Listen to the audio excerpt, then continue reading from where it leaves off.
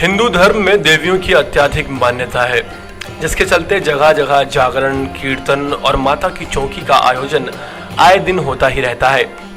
देवी माँ का पूजन सबसे ज्यादा नवरात्रों में होता है, लेकिन जिस जीवित देवी की बात आज हम आपको बताने जा रहे हैं बिल्कुल जरा हटकर है। क्या आपको मालूम है कि इस दुनिया में हिंदू मान्यता के हिसाब से 11 जीवित देवियां हैं और ये सभी देवियां सदैव मौजूद हैं, यानी कि शरीर रूप में विराजमान हैं।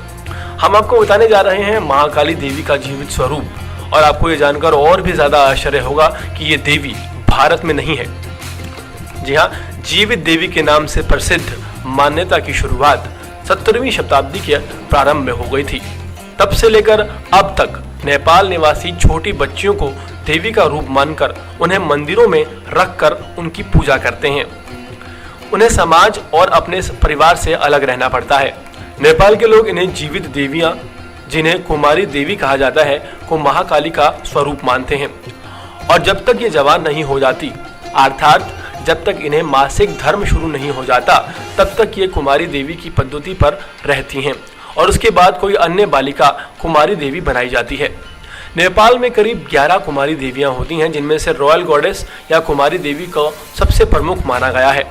शाक्य जाति की बच्चियों को 3 वर्ष का होते ही अपने परिवार से अलग कर दिया जाता है और उन्हें कुमारी देवी नाम दिया जाता है। इसके पश्चात 32 स्तरों पर उनकी परीक्षाएं होती हैं। इन सभी बच्चियों को अविनाशी, अर्थात जिसका अंत नहीं हो सकता, कहा जाता है। उनके समक्ष भैंसे के कटे सिर को रखा जाता है। इसके अलावा राक्षस का मुखौटा पहनने वाले पुरुष वहां नृत्य करते हैं। कोई भी साधारण बच्ची इस दृश्य को देखकर भयभीत हो जाएगी, लेकिन जो भी बच्ची बिना किसी डर के वहां रहती है, उसे मां काली का अवतार मानकर कुमारी देवी बना दिया जाता है। कुमारी देवी बनाने के बाद उन्हें कुमारी घर में रखा जाता है, जहां रहकर वो अपना ज्यादातर समय पढ़ाई और धार्मिक कार्यों में बिताती हैं। वहां केवल त्योहार के समय ही घर से बाहर निकल सकती हैं। उन्हें पांव जमीन पर रखने की इजाजत नहीं होती। कुमारी देवी की पदवी उनसे तब छीन ली जाती है जब उन्हें या तो मासिक धर्म शुरू हो जाए, या फिर किसी अन्य वजह से उनके शरीर से रक्त बहने लगे, या फिर वो कोई मामूली चोट से चोटिल हो जाएं। कुमारी देवी की पदवी से हटाने के बाद उन्हें आजीवन पेंशन तो मिलती है, लेकिन नेपाली मान्यताओं के अनुसार ये कहा जाता है कि जो भी पुरुष पूर्व कुमारी देवी से विवाह करता है, उसकी मृत्यु कम उम्र में हो जाती है। इसलिए कोई भी पुरुष उनसे विवाह करने के लिए तैयार नहीं होता, जिस कारण उनमें से अधिकांश आजीवन कुंवारी रह जाती हैं।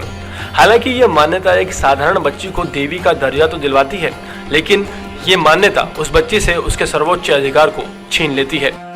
नेक्स्ट 9 न्यूज रूम से अर्पण की report. Subscribe now to receive new updates, reviews and news.